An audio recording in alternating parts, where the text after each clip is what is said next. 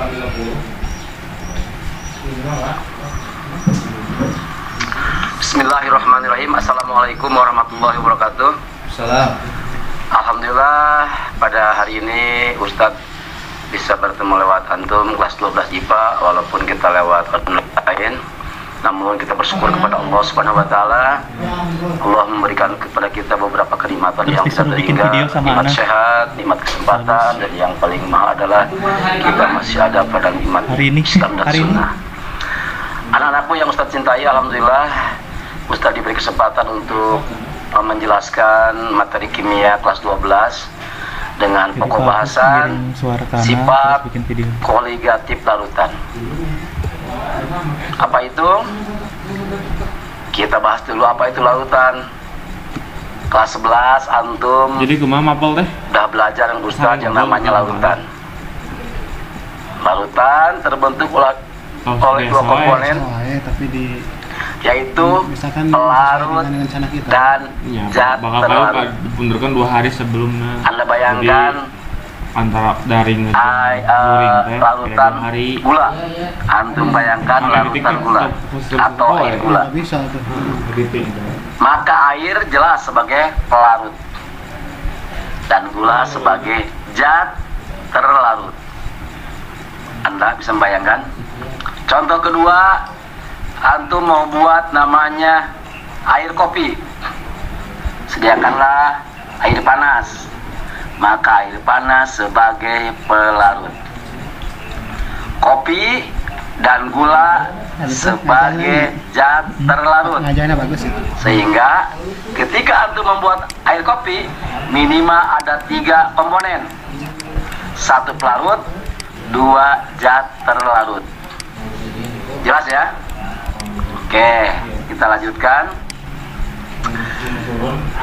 Contoh sehari-hari yang berhubungan dengan yang namanya sifat koligatif larutan. Begini ya contohnya. Air murni kalau antum masak mendidih berapa derajat tuh coba? Masih ingat? Air mendidih pada suhu berapa derajat Celcius? 100 derajat Celcius. Tetapi sebaliknya, kalau antum punya air panas atau air hangat ya, kasih gula, kemudian larutkan, kemudian antum masak atau panaskan, silakan diukur berapa derajat air gula akan mendidih.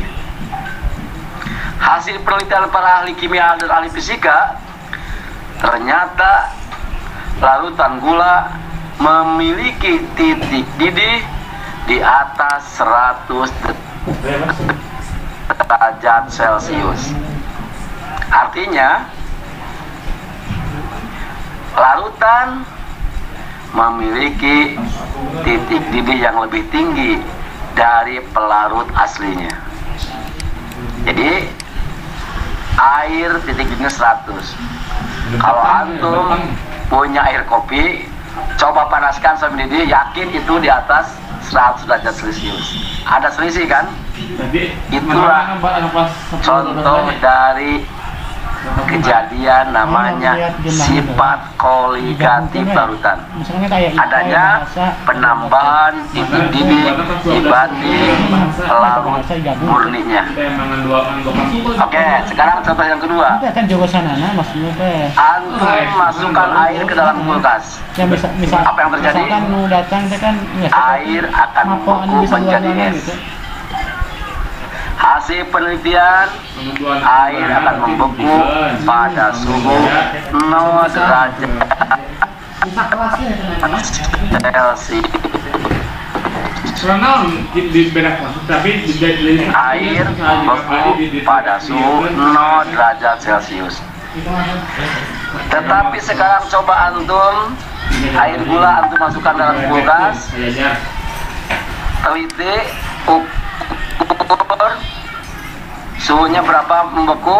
Itu pakai apa? Ternyata hasil penelitian ahli kimia dan ahli fisika membuktikan titik beku air gula atau air kopi lebih rendah, lebih jauh di bawah 0 derajat, bisa min 5 derajat Celcius atau min 10 derajat Celcius.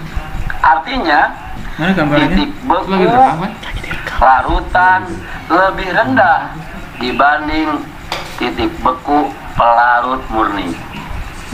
Itulah contohnya, dua kejadian, dua contoh yang mudah-mudahan Ustaz harapkan antum bisa menggambar ke arah mana, poin mana dari yang namanya sifat koligatif larutan. Apa yang dipakai, apa aplikasi atau penerapan sehari-hari. Anda lihat orang yang jualan es krim, es baloknya pasti dicampur dengan garam.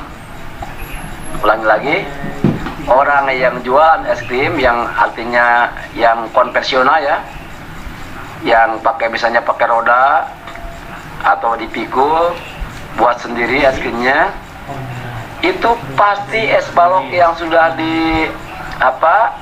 dihancurkan, dibuat kecil-kecil ukurannya, itu pasti dicampur dengan yang namanya garam. Silakan antum survei, antum teliti tukang jual es krim. Pertanyaannya,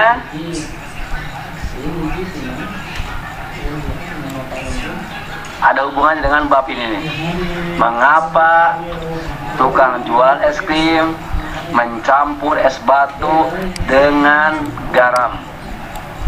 Silakan jawab. Ustaz tunggu jawaban dari antum semuanya.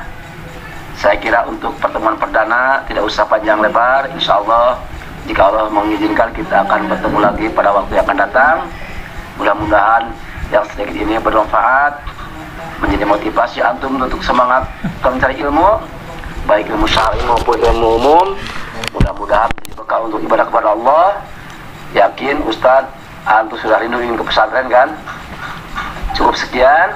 Subhanaka Allahumma bihamdika asyhadu an la ilaha illa anta astaghfiruka wa atubu ilaik. Wassalamualaikum warahmatullahi wabarakatuh.